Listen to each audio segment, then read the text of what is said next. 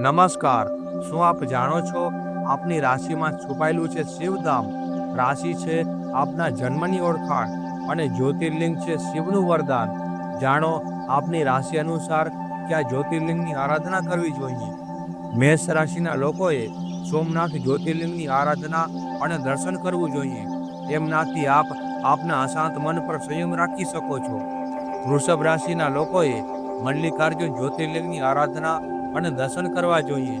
એમનાથી આપને આપના સ્વાસ્થ્યને લગતી કોઈ પરેશાની નથી થતી. મિથુન રાશિના લોકોએ મહાકાલેશ્વર જ્યોતિર્લિંગની આરાધના અને દર્શન કરવા જોઈએ. એમનાથી આપને સુરક્ષા મળે છે. કર્ક રાશિના લોકોએ ઓમકારેશ્વર જ્યોતિર્લિંગની આરાધના અને દર્શન કરવા જોઈએ.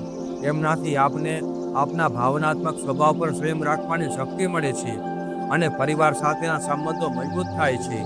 સિંહ રાશિના લોકોએ કેદારનાથ જ્યોતિર્લિંગની આરાધના અને દર્શન કરવું જોઈએ.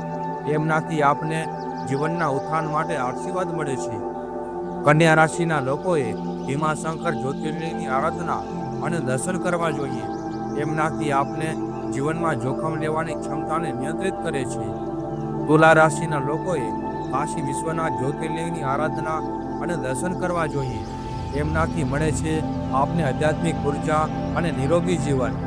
વૃશ્ચિક રાશિના લોકોએ ત્રંબકેશ્વર જ્યોતિર્લિંગની આરાધના અને દર્શન કરવા જોઈએ. એમનાથી આપને મળે છે લાંબુ આયુષ્ય. ધનુ રાશિના લોકોએ વૈદ્યનાથ જ્યોતિર્લિંગની આરાધના અને દર્શન કરવા જોઈએ. એમનાથી આપને આધ્યાત્મિક ઉર્જા મળે છે. મકર રાશિના લોકોએ નાગેશ્વર જ્યોતિર્લિંગની આરાધના અને દર્શન કરવા જોઈએ. એમનાથી આપના જીવનમાં આવતી તમામ બાધાઓ સામે રક્ષણ મળે છે. કુંભ રાશિના લોકોએ રામેશ્વર જ્યોતિર્લિંગની આરાધના અને દર્શન કરવા જોઈએ. એમનાથી આપને મોક્ષનો માર્ગ પ્રાપ્ત થાય છે. મીન રાશિના લોકોએ કૃષ્ણેશ્વર જ્યોતિર્લિંગની આરાધના અને દર્શન કરવા જોઈએ. એમનાથી આપનામાં ભક્તિ અને પ્રેમ જાગૃત થાય છે.